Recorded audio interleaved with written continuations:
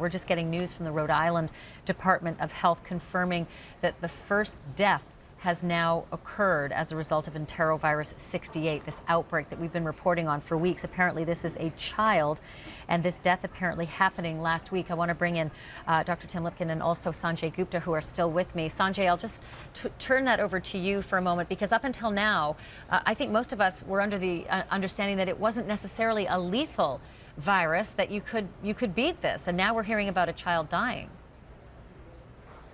Yeah, I mean, I think that was the general sort of thinking about this, and we obviously had been talking more recently about the fact that this particular virus was associated with people developing weakness or even paralysis in some of the limbs. One of the things that you got to keep in mind when you think about this sort of thing is that a child who this is obviously a sad, tragic sort of story, but a child who has enterovirus 68. You want to know a lot of things about this child. Were there other infections? Was the child sick in some other way? We do know people, for example, who have weakened immune systems are going to be less likely to do well from this sort of infection. So I think some of those details are still coming in I read the same report from Rhode Island that you did, but we talk about Ebola, we talk about all these different sort of pathogens. You keep in mind, Ashley, that regular flu kills some 30,000 to 40,000 people a year in this country, and it's sad to think about, but that's the reality. And enterovirus is one of those types of strains that can sometimes lead to death.